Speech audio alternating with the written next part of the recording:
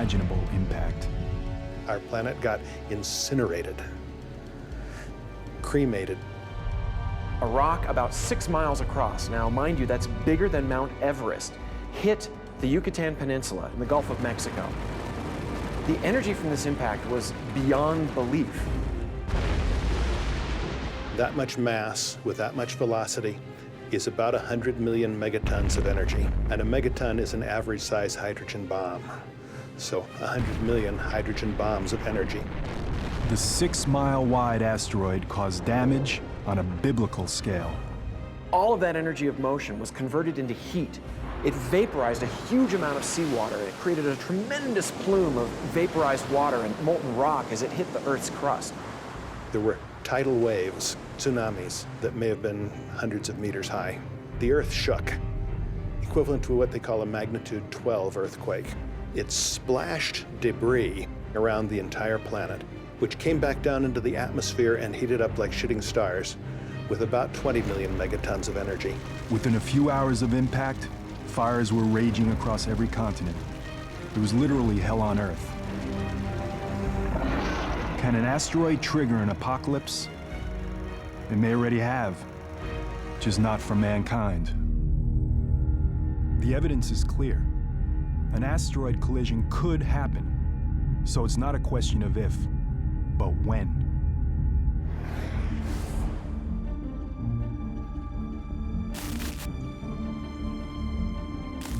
The Arecibo Observatory has been tracking objects in our solar system since 1963. It is still the largest telescope on the planet.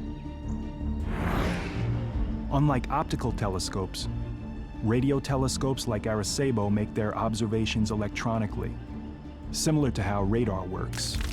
We have a 1 megawatt radar system, possibly the most powerful radar system on Earth, that we use to track asteroids and get very precise information about the trajectory of these asteroids. And therefore, we can indeed improve our knowledge of the orbit of these objects, and we can tell whether an object poses a danger or not.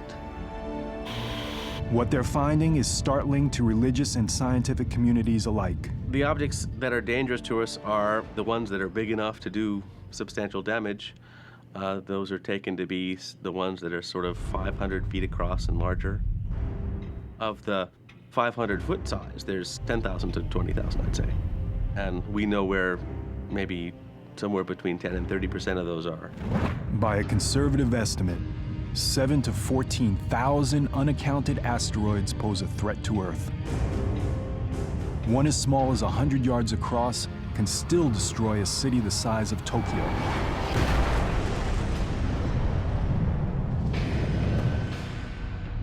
If one of these asteroids fulfills the Wormwood prophecy, if it is one of the 7 signs, it would be an apocalypse unlike anything else in human history. If you have an asteroid that's a couple of hundred yards across, it's the size of an entire football stadium, and it comes in, it'll pass through the Earth's atmosphere and it gets very hot. So if you were standing, say, in New York City and it were going to impact there, you would look up and you would see this huge ball of light going across the sky. You would feel the heat from it. It would be like standing underneath an extra sun. As the Wormwood asteroid gets closer, the heat will intensify. It would get hotter and hotter and hotter, and it would be like sticking your head in the oven and turning it on broil. You would actually catch on fire. The buildings would be set on fire. Within seconds, every building in Manhattan will be set ablaze. But the fire won't last long. That fire would be put out almost instantly when the rock actually hit the ground.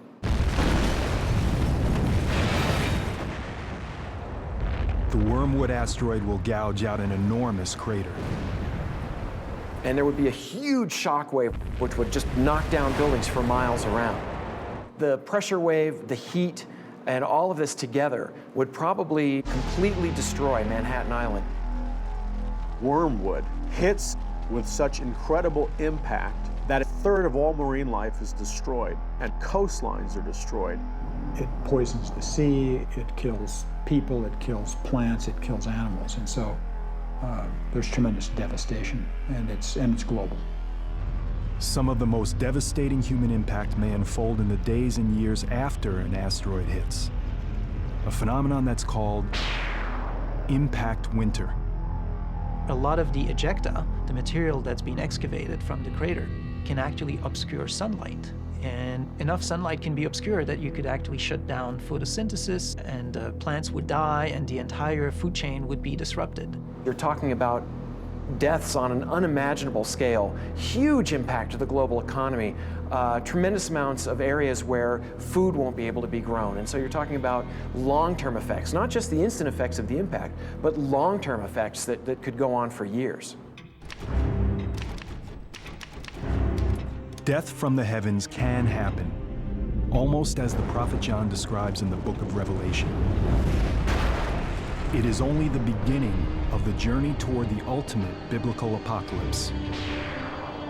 Believers in the 7 signs and scientists both agree a plague that could kill millions may just be a matter of time. The 7 signs prophecy describes horrifying disasters. But for those who believe in the end times, God unleashes all his fury, and the worst is on the way. Disease. It's been feared by every civilization since the dawn of man. Even today, humanity is still terrorized by several epidemic diseases. Severe acute respiratory syndrome, or SARS, struck 29 countries. Since 1972, malaria has killed nearly 100 million people, and an avian flu strain could set off a worldwide pandemic at any moment. The common thread? They could all be linked to one of the 7 signs.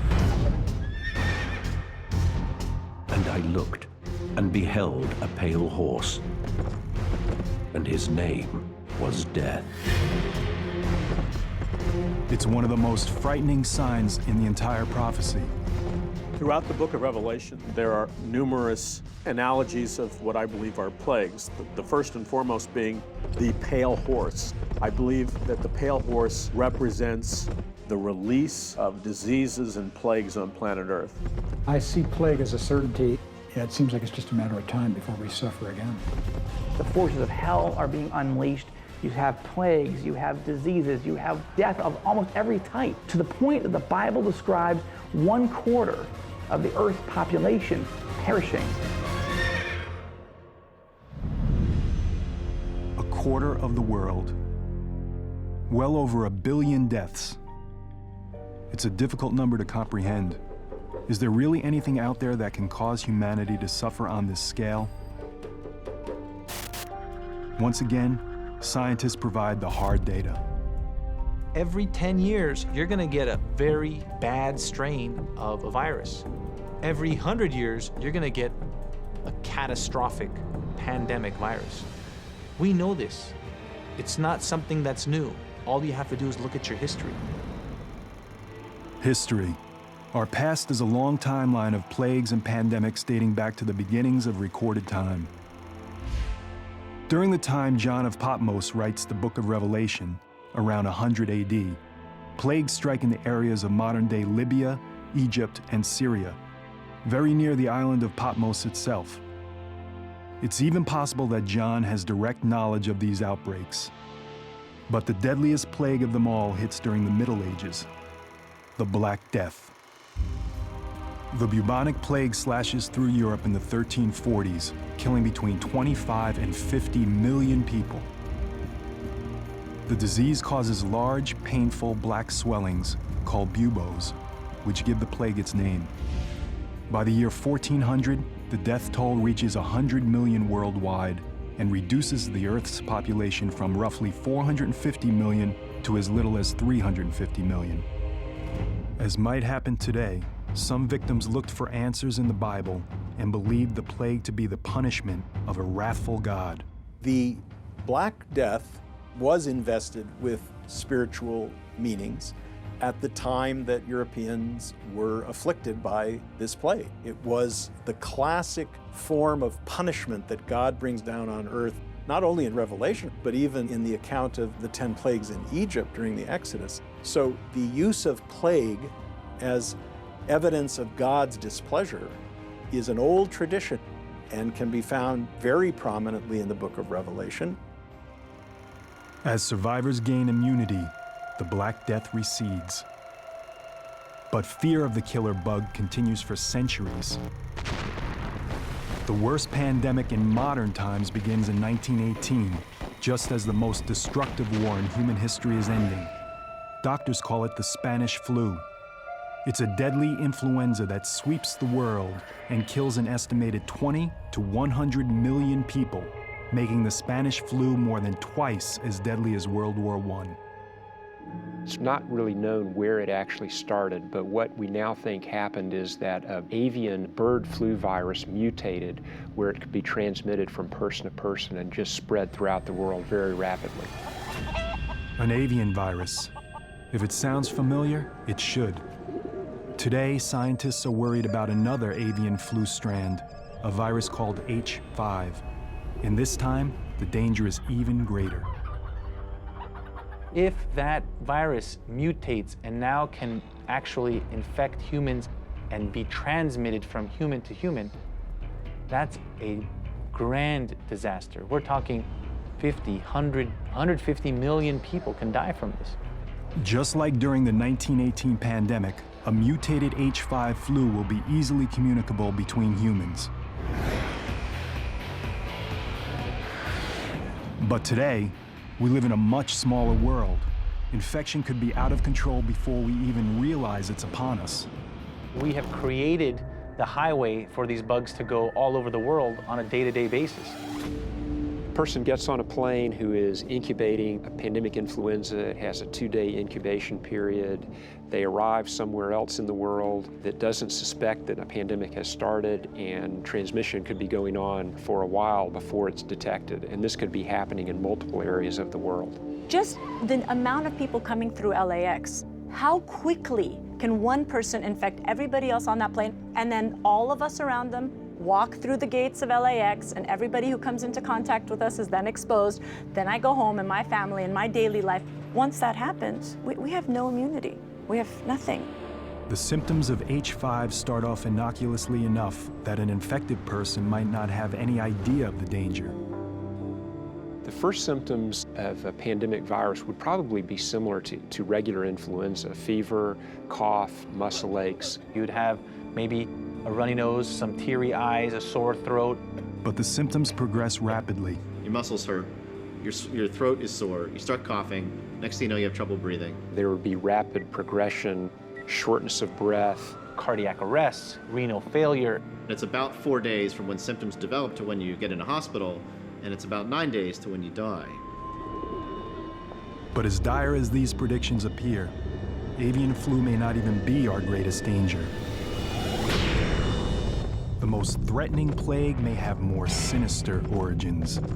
The pale horse, I believe, represents death, but I believe it represents a specific kind of death, and I believe it represents the death that would come from biological warfare, either through an act of terrorism, through a security breach, through military conflict. A vial cracks, a truck crashes, it goes into the food supply. Numerous biologically designed plagues are released on planet Earth. There's no remedy for them. They spread like wildfire. Millions of people are going to die.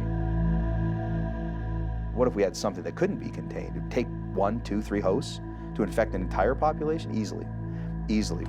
As an expert on weapons of mass destruction, John Barton understands the threat today's bioengineered viruses pose.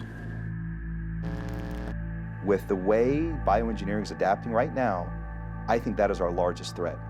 Biological weapons systems are only limited by their delivery measure. It's pretty easy to actually do a bioterrorist attack. Most of these are invisible, they're odorless, they're tasteless, and we don't even know how to respond.